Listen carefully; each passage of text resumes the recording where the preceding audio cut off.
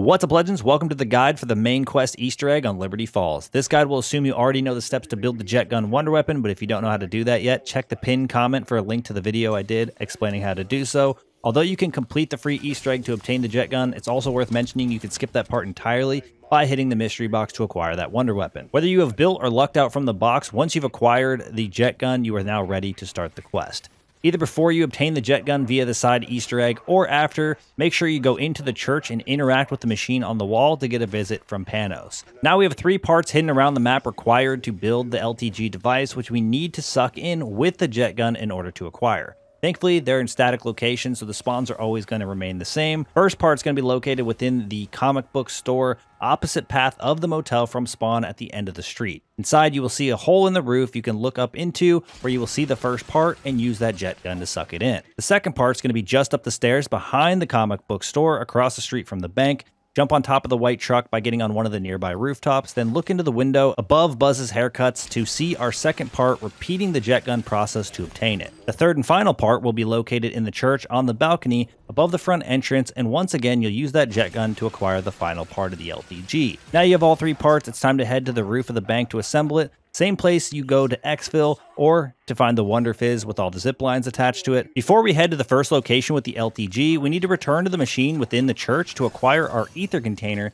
needed for the next step, and all you need to do is interact with the machine and one should pop out and you'll be able to pick it up. It is important to note you actually walk extremely slow with this, so you are going to have to keep that in mind, and you can actually place it down at any point that you would like to and then pick it up whenever you'd like to as well. With both the aether container and the device, you will make your way to the cemetery near the church where you will see a small aether store. Place down the LTG and interact with it to start it, then defend the portal through the progress bar successfully to get an HVT abomination to spawn in. Now you need to head down the street towards the bank with the abomination and stop at the dark aether field generator, placing the aether container or canister you acquired from the church within the radius of one of the traps attached devices.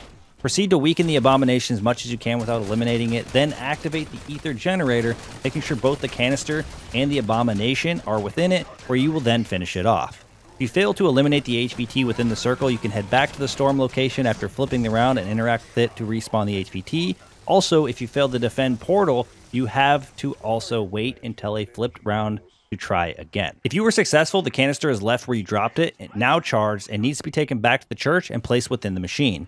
Now you need a second canister, but this one is already missing from the machine, so we need to activate 3 projectors around the map to activate the device that's just sitting in the spawn. The first one is on the elevated ground near the bus outside of Liberty Lanes, just down the stairs from the church.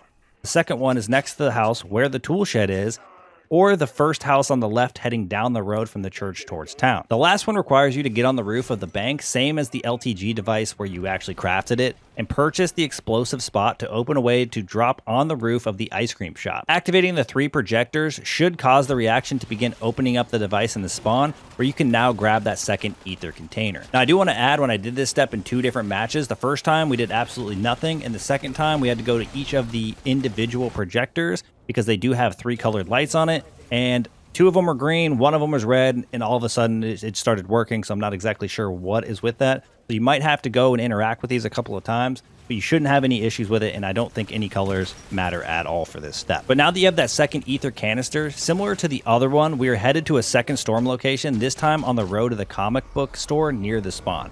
Repeat the same steps you did for the first one, successfully defending the LTG until the time expires for an HVT to spawn in. This time, it's going to be a mangler, where you will need to place the aether canister inside the range of the dark aether field generator trap in the spawn. Just like the abomination, you need to weaken the mangler until low health, then activate the trap with both it and the canister to finish it off to charge it.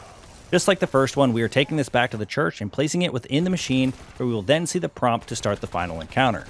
Before entering the final encounter, I do recommend getting prepared with anything you might want to increase your odds of survival. Get the important perks, Pack-a-Punch level 3, maybe at least epic rarity. You can also get some of those mutant injectors to help you deal with the encounter, since something like a chopper gunner actually cannot be used. The Jetgun will also provide a ton of crowd control, but likely only 1 player is going to have it, and obviously it depends how many players you have. So I think something like the Akimbo GS45 could really make this encounter a lot easier.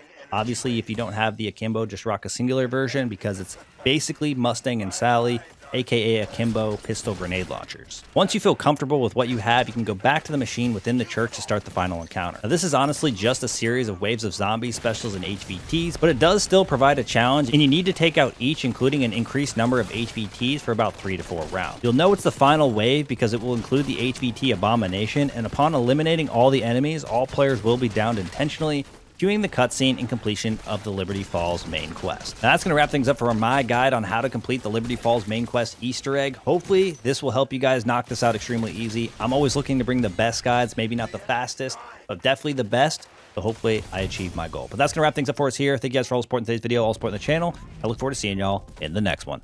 Peace!